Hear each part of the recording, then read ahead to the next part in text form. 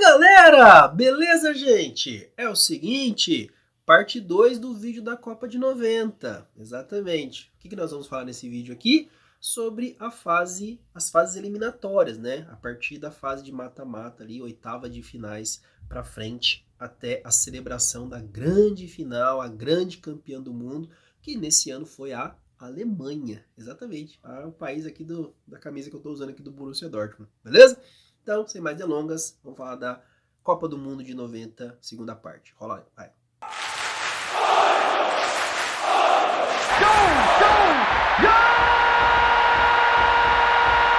Bom dia, boa tarde, boa noite, boa madrugada para você que está aqui no YouTube, dando essa moralzona para mim. Só agradeço de coração realmente todo o carinho que vocês me dão, todo esse apoio que vocês me dão aí nas redes sociais, aqui nos comentários do vídeo. Sempre começo meus vídeos agradecendo.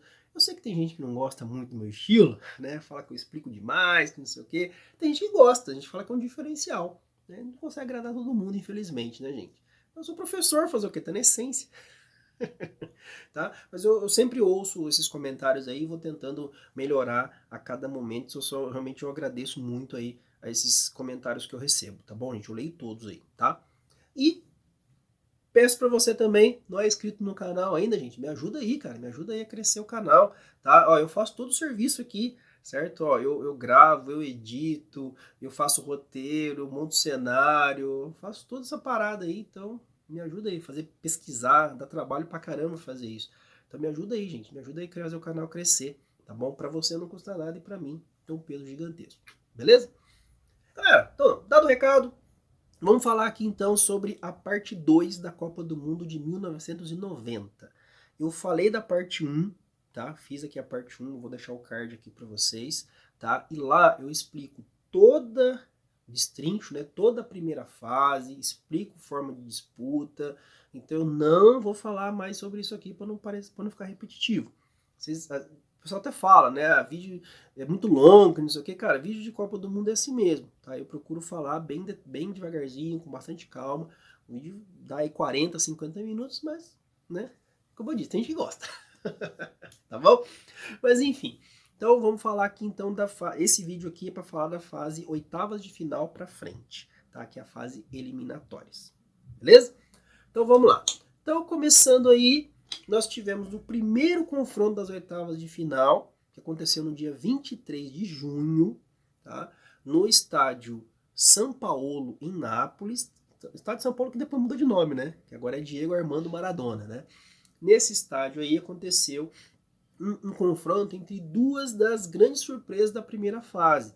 Nós estamos de um lado a seleção de Camarões, que foi para muitos a grande surpresa dessa Copa do Mundo, eu também acho, tá? Enfrentando a seleção da Colômbia.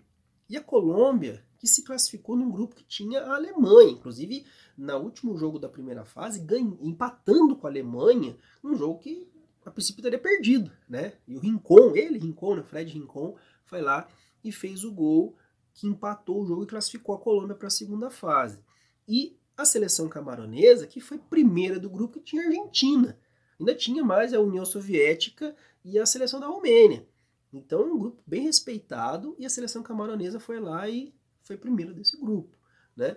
E aí eles se enfrentam, como eu disse, nesse dia 23, os dois destaques desse jogo. Um positivo, outro negativo, tá? O destaque positivo foi o Roger Milá, atacante da seleção camaronesa. Ele fez os 2 gols da seleção camaronesa nesse jogo, tá? Só que um desses gols foi muito emblemático mesmo, tá? Que foi um momento em que o goleiro Higuita, que fazia aquela defesa de escorpião, sabe, aquele maluco de tudo lá, então, ele tentou sair jogando e ele foi o destaque negativo desse jogo. Porque ele tenta sair jogando, perde a bola pro Roger Milá fora da área, o Roger Milá pega a bola, entra, vai pro gol, ele só não entra com bola e tudo porque ele não quis, né? Só não fez o gol porque ele não quis. Aí ele tocou a bola, fez o gol e saiu comemorando, foi lá na bandeira de escanteio, dançar, aquela coisa tudo que ele fazia lá, e garantiu aí a classificação da seleção de Camarões para as quartas de final da Copa do Mundo. Quem poderia imaginar no começo da Copa do Mundo que isso poderia acontecer, né? Então a seleção camaronesa chegando nas quartas de final. A Colômbia ainda descontou, ainda faltava 5 minutos para acabar o jogo, ainda conseguiu descontar, mas não foi o suficiente para poder eliminar Camarões e a Colômbia veio embora para casa. Tá? No mesmo dia, a seleção da Tchecoslováquia, tá, enfrenta a Costa Rica, outra grata surpresa dessa Copa, porque a Costa Rica, na primeira Copa do Mundo, estava no grupo do Brasil, na primeira fase, conseguiu se classificar para a segunda fase, eliminando Escócia e Suécia, que são bem mais tradicionais, conseguiu se classificar, só que nesse confronto especificamente, aconteceu lá em Bari, né, no estádio San Nicola, o time da Tchecoslováquia não tomou conhecimento. Tchecoslováquia, lembrando, que era um país que não existe mais, hoje são dois países separados, né, é a República Tcheca e a Eslováquia. Só que a história da Tchecoslováquia é muito rica no futebol, inclusive já foi campeã europeia na década de 70, tá? Então realmente muito rica. E tinha um time muito bom nessa Copa de 90. E o destaque desse jogo, inclusive, foi o centroavante Thomas Skuravi, que eu já falei dele no começo, na primeira parte. Ele fez 3 gols nesse jogo, foi 4-1 para a seleção da Tchecoslováquia. Ele fez 3 gols nesse jogo, ele é um atacante alto, grande, forte, né? Goleador, jogava na Itália até, inclusive, muito bom jogador. Como eu disse, ele fez um hat-trick nesse jogo. Outro gol foi marcado pelo Kubik, tá? E a seleção da Tchecoslováquia passa de fase, tá? E aí depois, no dia 24, eu falei na primeira parte em que o regulamento permitia que 4 dos terceiros colocados de cada grupo pudessem passar de fase. Isso dá a chance para quem não está fazendo uma boa campanha passar de fase. Só que fatalmente vai pegar um grandão logo de oitava de final. E foi exatamente isso que aconteceu nesses 2 confrontos das oitavas de final, desse dia 24 de junho. O primeiro confronto foi Brasil e Argentina. O Brasil fez a parte dele. Assim, o Brasil capengando, né? Eu expliquei também na primeira parte, o Brasil fez uma primeira parte bem capenga mesmo ali, muito sofrível. O esquema tático do Lazzaroni não funcionou, o Brasil tinha dificuldades, a bola não chegava no ataque em qualidade, o Brasil tinha bastante dificuldades, mas o Brasil passou de fase vencendo o seu grupo, vencendo os 3 jogos. Já a Argentina não. A Argentina perde como é que fala? Da Camarões na estreia, depois empata com a Romênia, passou na bacia das almas a seleção da Argentina, né? E isso força, como eu disse, pelo regulamento, os dois se enfrentarem logo nas oitavas de final, ou seja, um dos dois ia para casa. E infelizmente foi o Brasil. E um detalhe importante, gente, o Brasil fez a melhor partida da Copa, foi esse jogo contra a Argentina, tá? Mas o Brasil perdeu de 1-0, um gol do Canidia. Tá? A Argentina, acho que eu não falei sobre isso na primeira parte. A Argentina perdeu seu goleiro titular na primeira fase, contundido, que foi o goleiro Nery Pumpido. E no lugar dele entrou o Sérgio Goicoechea, que não era lá um bom goleiro não, mas ele foi destaque nessa Copa, tá, gente? Ele fez o nome dele nessa Copa do Mundo aí. Depois eu vou falar mais pra frente sobre isso, tá? E nesse jogo contra o Brasil já era o Goicoechea jogando o goleiro. E o Brasil perde para a Argentina, assim, um jogo bem amarrado ali, o Brasil jogando melhor que a Argentina, né? Mas assim, um jogo bem ali e tal. E a Argentina, o Maradona bem meia bomba nesse jogo, tá? Na Copa inteira, na verdade.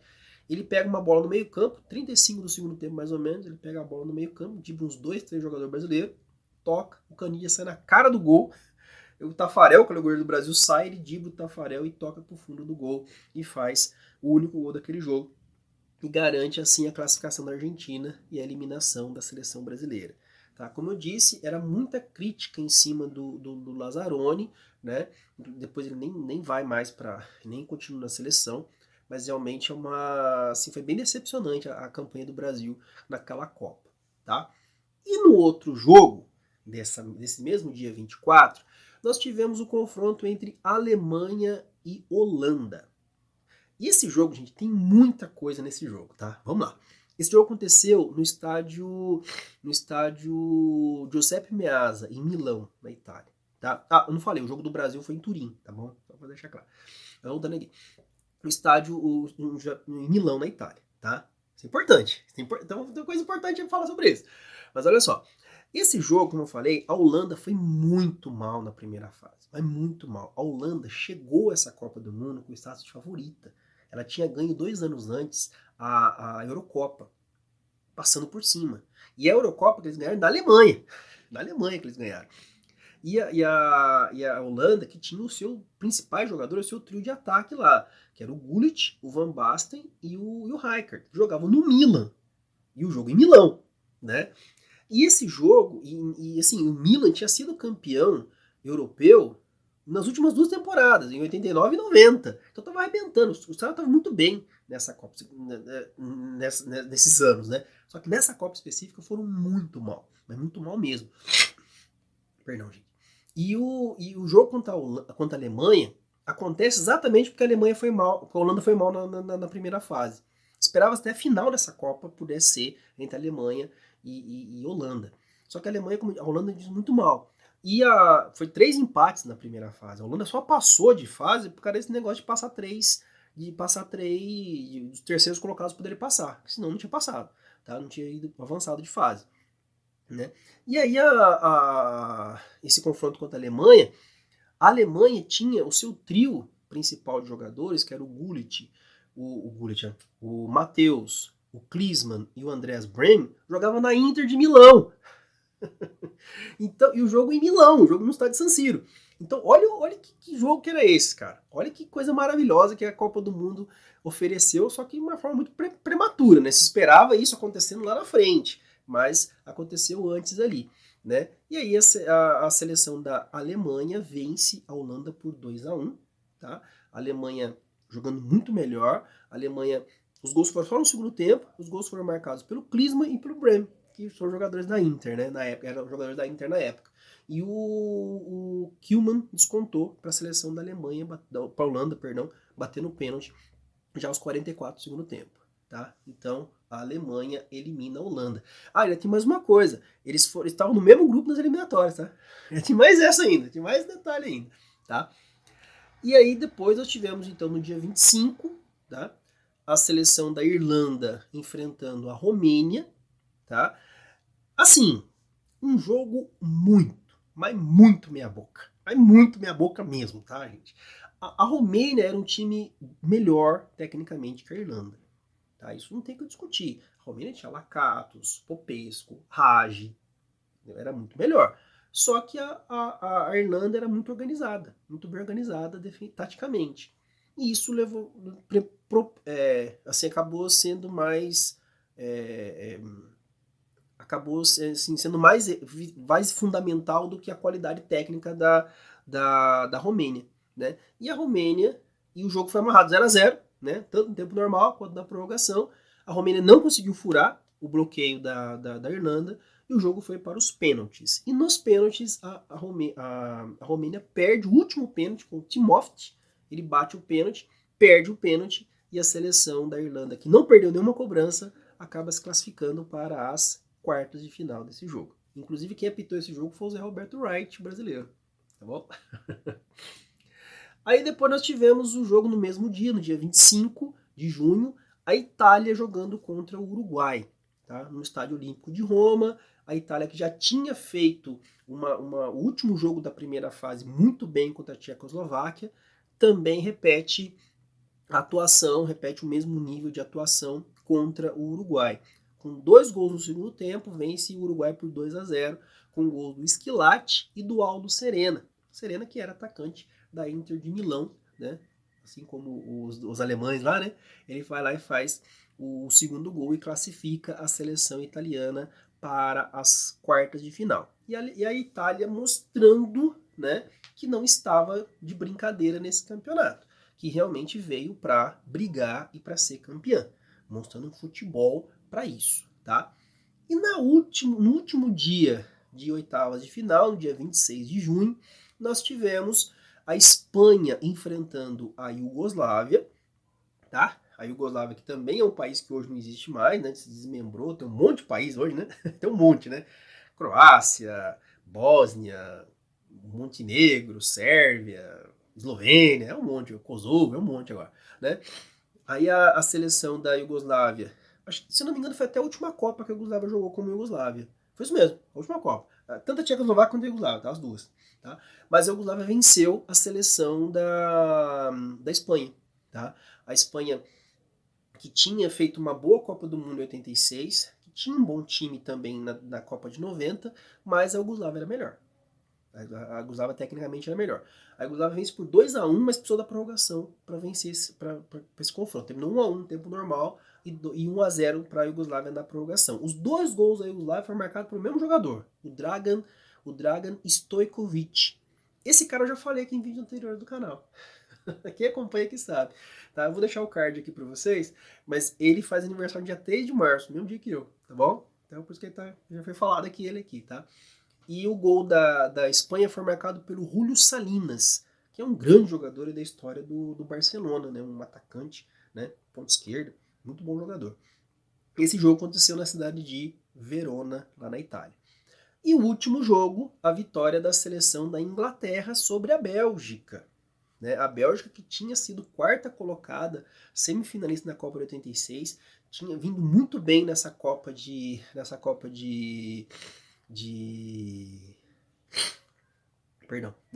90, com bons nomes, né, bons jogadores ali. A Bélgica perde no último minuto da prorrogação, tá? 0-0 no tempo normal. A Inglaterra com futebol meia boca, burocrático até umas horas, mas o David Platt acertou um chute de primeira, um belo chute que ele acertou na entrada da área ali e garantiu a classificação da Inglaterra para as oitavas de final. Tá? Mas ó, a Bélgica foi melhor nesse jogo, viu?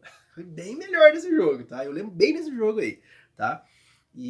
Mas a Inglaterra acabou vencendo e esse jogo aconteceu em Bolonha, lá na Itália, tá? Então, definidos os semifinalistas, os quartos de final, né? Definidos aí, nós chegamos então no dia 30 de junho, na cidade de Florença. Argentina e Iugoslávia se enfrentam. Tá? O jogo terminou empatado em 0-0 no tempo normal e na prorrogação. E o jogo vai para os pênaltis. E nos pênaltis brilha a estrela de um camarada que nós vamos falar, né? Chegou a hora de falar dele. Sérgio Goicoechea. Tá? Esse cara foi lá e se consagrou. Ele pegou 2 pênaltis da seleção da Iugoslávia e acabou se consagrando e garantindo a Argentina na fase de grupos, na semifinal. Tá? A Argentina vence por 3-2 nos pênaltis e foi, né, como eu disse, o Goicoechea foi o grande nome desse confronto, tá? Inclusive o Stojkovic perdeu um pênalti, tá? Ô, Stojkovic, pô, me ajuda a te ajudar, tá? Mas a Argentina acabou se classificando. Foi um jogo em que, assim, a Iugoslávia, tecnicamente, até melhor que a Argentina. Mas a Argentina foi muito assim, inteligente na forma de jogar. Era um time a Argentina é um time perigoso. Tá? É um time perigosíssimo, cara. É um time que sabe na hora certa e ela é fatal. A Argentina é letal. Tá? Inclusive, teve um lance que foi muito questionado nesse jogo. Foi um lance em que o Canidia saiu cara a cara com o goleiro e deu impedimento nesse lance. Mas muita gente achou que não estava impedido, não. E eu também achei que não estava impedido, não. Tá? E podia ter sido o gol da Argentina ali. Então a Argentina é muito letal. A Iugoslávia, como eu disse, é melhor tecnicamente, tá? Que a Argentina. Mas a Argentina, as principais oportunidades de jogo foram da Argentina. Tá? Então é muito letal esse time argentino. E nesse time da Iugoslávia, inclusive, jogava o Prosinec, tá? Que depois jogou até pela Croácia numa Copa do Mundo. Muito bom jogador. E o Savicevic, que alguns anos depois foi virar craque do Milan, né? Jogou no Milan, virou grande nome no Milan, né? Bem interessante aí. Mas a Argentina se classificou.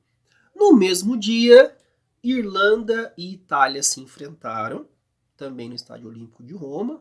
A Itália saiu de lá um jogo só para jogar. Só um jogo que ela saiu de lá. E vamos chegar lá, tá? Ela joga no Estádio Olímpico contra a Irlanda, enfrentando a retranca da Irlanda. E, cara, retranca mesmo, cara. Retranca mesmo, cara. A Irlanda, olha, como diz o Mourinho, estacionou um ônibus ali na frente. Não é um ônibus, foi uma frota de ônibus, uma rodoviária ali na frente ali, sabe? Para a Itália não entrar. A Itália teve muitas dificuldades para superar o sistema defensivo da Irlanda, conseguiu vencer por 1-0 com o gol do Schillaci. Tá? O gol foi ainda no primeiro tempo, né, que saiu o gol, mas a Itália teve muita dificuldade nesse jogo para vencer essa barreira aí que a Irlanda construiu na frente do seu gol, tá? Mas foi 1-0 e a Itália garantiu vaga nas semifinais. Na segunda, já no domingo, não, desculpa, no dia 1º de julho, tá? Que foi o jogo os outros 2 jogos das quartas de final. Nós tivemos a Alemanha enfrentando a Tchecoslováquia, foi um jogo duríssimo para a Alemanha, jogo complicado. O goleiro da Alemanha era o Bodo Illgner, que depois também, né, veio se destacar no Real Madrid, né, foi campeão europeu com o Real Madrid e tudo. Era um grande goleiro, e ele foi um dos grandes nomes desse jogo, tá? O jogo foi no San Siro, e ele foi um dos grandes nomes desse jogo. A Alemanha venceu por 1-0 com um gol de pênalti do Lothar Matthäus aos 25 minutos do primeiro tempo. Tá? A Alemanha teve muitas dificuldades, principalmente no segundo tempo, tá? Mas conseguiu superar ali a boa seleção da República Tcheca. E aí nós tivemos depois o jogo entre Camarões e Inglaterra. Tá? Vamos lá. Esse jogo foi na prorrogação, tá? A Inglaterra, como eu disse, vinha com futebol muito burocrático, mas muito burocrático mesmo. E a seleção de Camarões vinha jogando o futebol mais alegre e descontraído da Copa. Tá? Há quem diga que Camarões não levou a sério esse jogo. Tá? Que, tipo assim, a já tava bom, tá? Mas eles tinham condições de ganhar da Inglaterra. E tinham mesmo, tá, gente? Inclusive, eles estavam ganhando da Inglaterra. A Inglaterra sai vencendo por 1-0. Camarões vira para 2-1. Tá? Vira para 2-1. Só que aí, nessa brincadeira, eles fazem 2 pênaltis besta. Tá? Fez um pênalti ainda no tempo normal, tá? Que o time da Inglaterra bate, o Lineker bate e faz. E na prorrogação tem mais um pênalti. E aí o Lineker bate de novo, faz o gol no finalzinho do primeiro tempo da prorrogação. E a seleção da Inglaterra acaba se classificando para as semifinais. Cara, ninguém imaginava a Inglaterra na semifinal, tá? Não podia se imaginar uma coisa dessa. Mas a Inglaterra tava, tá?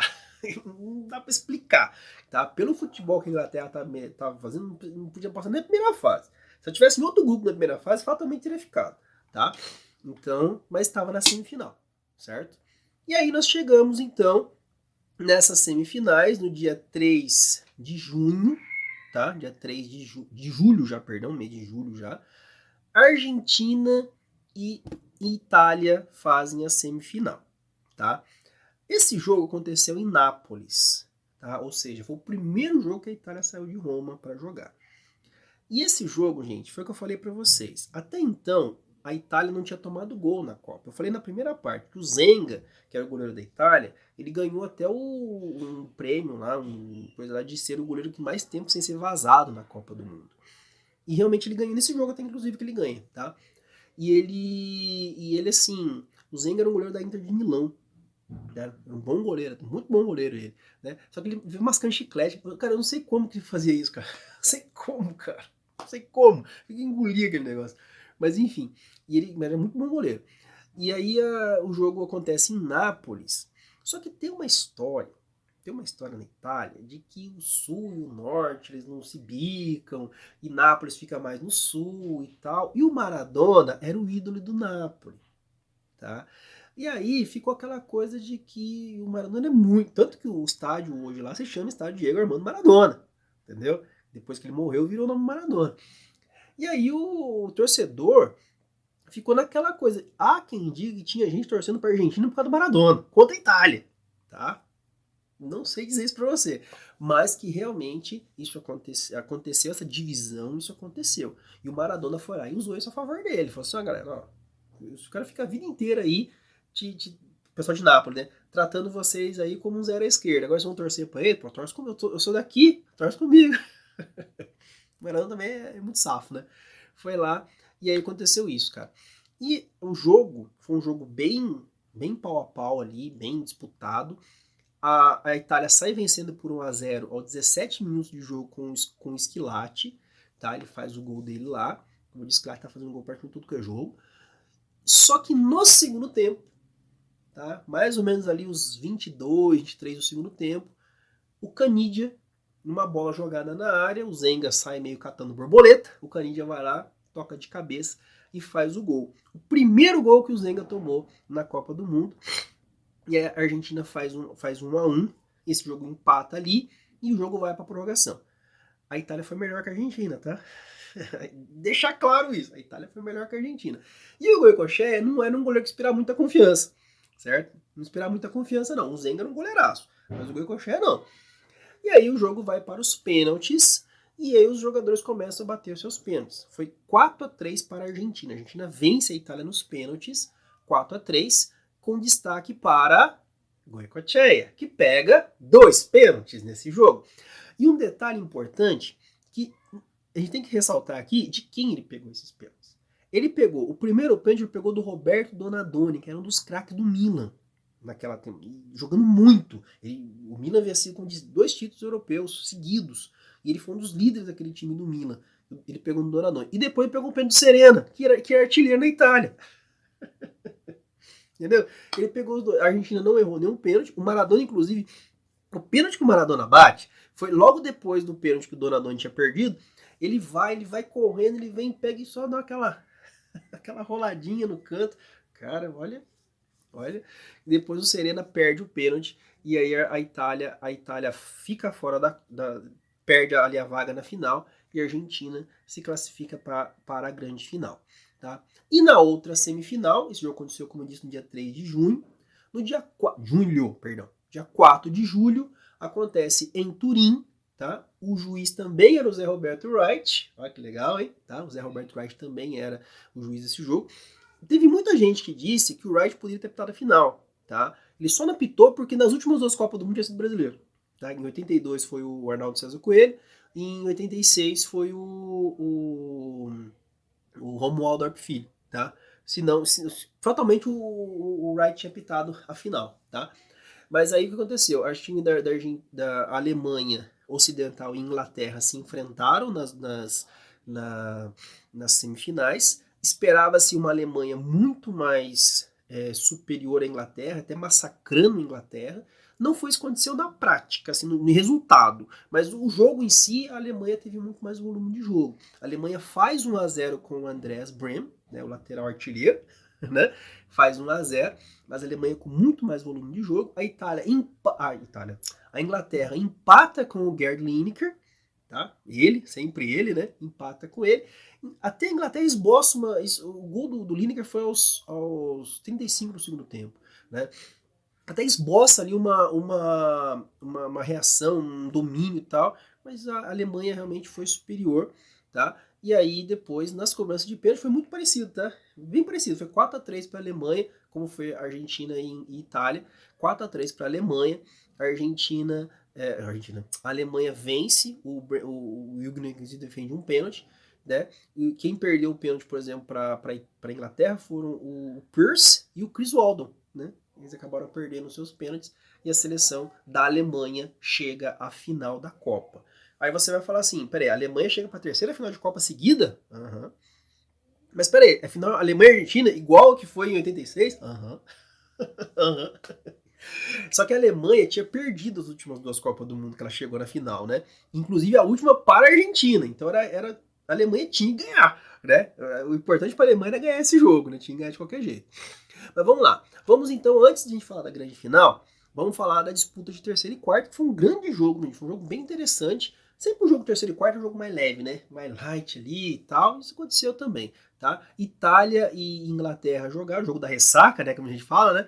Jogaram ali em Bari, né, no estádio San Nicola, e a Itália venceu por 2-1 a seleção inglesa. Tá? Os gols foram só no segundo tempo, mas foi um jogo com bastante chance para os dois lados. Tá? O Roberto Baggio fez o primeiro gol, abriu o placar para a seleção italiana. 10 minutos depois, o David Platt empatou para a Inglaterra. E no finalzinho ali, já depois dos 40 do segundo tempo, o Schillaci, ele de novo foi lá de pênalti, fez o gol para a Itália e garantiu o terceiro lugar para a seleção italiana. Tá? A esquadra azurra em casa ficando com o terceiro lugar. Tá? E na grande final, aconteceu no Estádio Olímpico de Roma, no dia 8 de julho, tá? A Alemanha e a Argentina reeditam a final da Copa de 86. Quem acompanha futebol sabe que em 2014 aconteceu pela terceira vez uma final entre Alemanha e Argentina. A Alemanha foi campeã também em 2014. Tá? Alemanha e Argentina se enfrentam. Esse jogo aí que acontece no Estádio Olímpico de Roma, né? Esse jogo foi um jogo assim bem amarrado, bem ali, né? A Argentina teve muitas... assim, a Argentina fez um jogo bastante dificuldade ali, a gente também tava com algumas ausências importantes no seu time, né? Mas a Alemanha mostrou a força que tava no momento melhor, e no finalzinho do segundo tempo, aos 40 do segundo tempo, conseguiu fazer um gol de pênalti. Foi um jogo bem amarrado, tá, gente? Tá? Mas a Alemanha mostrou sua força, e com o Andreas Brehme batendo pênalti, um pênalti que não foi, polêmica, não foi pênalti aquele lance, tá bom? Meteram o garfo na Argentina, tá? O Andreas Brehme foi lá, bateu o pênalti, fez o gol e garantiu o título para a seleção da Alemanha, tá? Segundo título da Alemanha, ainda como Alemanha Ocidental, tá? Um detalhe importante que foi o técnico da Alemanha nessa campanha era o Beckenbauer, Franz Beckenbauer, que ele conseguiu ser campeão do mundo tanto como treinador quanto como jogador. Né? Ele já tinha sido campeão do mundo em 74 com a Alemanha, inclusive foi ele que ergueu a taça, ele era o capitão da Alemanha, e também campeão do mundo como treinador em 1990. Além do Beckenbauer, somente o Zagallo conseguiu fazer isso, brasileiro, né, que foi campeão em 58, 62 como jogador, em 70 como técnico, e agora, mais recentemente, o Didier Deschamps, né, o francês, que foi campeão em 98 como jogador, inclusive era o capitão da seleção da Alemanha naquela final, da França, perdão, naquela final, e depois, em 2018, como treinador também ele foi campeão. Mas o Beckenbauer conseguiu fazer isso também nessa Copa do Mundo, tá? Assim, esse jogo final, como eu disse, foi um jogo em que teve muita discussão, né? Muita coisa, principalmente com relação ao pênalti marcado para a Alemanha, né? A Alemanha começou numa alta, muito assim, depois deu uma caída, mas tecnicamente a Alemanha era um time muito bom, tinha jogadores como o Lothar Matthäus, que foi o craque dessa Copa do Mundo, né? O próprio Andreas Brehme, o Klinsmann, né? Eram grandes jogadores realmente, né? O Litibars, como eu falei aqui, o goleiro Ilgner. Então o time alemão era um time muito forte, essa era a grande verdade. Mas realmente, então não tinha por que contestar o título da Alemanha. A Copa do Mundo de 90 também foi uma Copa do Mundo que não foi tão emocionante assim. Ela teve muitos jogos meia boca, né? Então também teve muita gente questiona isso na Copa do Mundo de 90. Não sei, cara, também acho. Acho que se você pegar nesse nível de emoção, realmente foi bem fraca a seleção, essa Copa. Mas, de uma certa forma, a Alemanha, a Alemanha acho que foi um título merecido, porque na minha visão foi a melhor seleção. E a gente não pode se esquecer que a Alemanha, ela teve assim, o caminho da Alemanha, oitavas, quartas e semifinal, foi muito pesado. Né? Ela pegou a Holanda, tudo bem que não estava bem na Copa, mas era a Holanda, campeã europeia. Né? E depois veio a Tchecoslováquia, que era um baita de um time. Depois a Inglaterra, que estava capengando e tal, mas foi um jogo casca grossa. E depois a Argentina na final. Então ela teve só pedreira, vamos dizer assim, para enfrentar e conseguiu passar. Então, mérito total da Alemanha no meu contexto aqui, na minha concepção, tá? Só para finalizar aqui, vou colocar na tela para vocês aí o que foi chamado de o All-Star Team, o melhor time da Copa, a seleção da Copa, tá? O goleiro foi o Sérgio Goicoechea, tá? Aí vamos naquela questão de duvidar, né? De questionar. Eu acho que o Ilgner foi melhor que ele. Mas enfim, tá? Mas ele se destacou, né, nas disputas de pênalti e tal, então não podemos questionar isso daí. É uma coisa do último goleiro agora, o Martinez, né? Muita gente questiona ele também, mas enfim. Aí nós tivemos ali os defensores, né? Foram o Andreas Brehme, da Alemanha, e a dupla de italianos, né? O Paolo Maldini e o Franco Baresi, né? Dispensa comentário essa dupla, né? Meio campo nós tivemos ali o Paul Gascoigne, da Inglaterra, o Lothar Matthäus, da Alemanha, o Diego Maradona, da Argentina, e também o Roberto Donadoni, do Milan. Falei dele aí, né? Jogava muito. E no ataque, o Roger Milá, da seleção camaronesa, o Cláudio Canidia, da Argentina, o Jürgen Klinsmann, da seleção da Alemanha, e também o Salvatore Schillaci, da seleção italiana. O Schillaci, ali foi também o melhor. O Schillaci foi o melhor jogador, atacante, né, então na seleção. Ele foi o melhor jogador da Copa, bola de ouro, e também o chuteira de ouro, que foi como artilheiro. Então ele fez 6 gols nessa Copa aí. Beleza? E aí, gente? Encerro então esse vídeo aqui da Copa do Mundo de 90. Como eu falei lá no comecinho, foi a primeira Copa que eu tive um envolvimento muito maior, né, com um álbum de figurinha e tal. Eu tinha 13 anos na época, então para mim foi muito importante essa Copa do Mundo aí, né? Então eu tenho uma ligação afetiva, né, muito grande com essa Copa, tá? Se você também quer falar alguma coisa da Copa de 90, escreve aqui para mim, quero ouvir você. Se você quiser também dar sugestões de outras Copas que eu ainda não falei, eu posso até refazer alguns vídeos. Eu tô até pensando em refazer as Copas do Mundo do Brasil aqui, que eu fiz mais focado na seleção brasileira. Então fazer das Copas também de 50 e de 14 também, né? 2014 aqui também, posso refazer, isso é legal. Então, mas eu quero ouvir você, tá bom? Me diz aí o que você acha, tá bom? Se não é inscrito no canal ainda, se inscreva, dá aquela força, aquela moral, bacana, tem muita coisa acontecendo aqui no canal. Sempre, toda semana tem um vídeo novo aí, beleza? Gente, beijo no coração de vocês, fiquem com Deus, até os próximos vídeos do canal. Muito obrigado, valeu, tchau, tchau.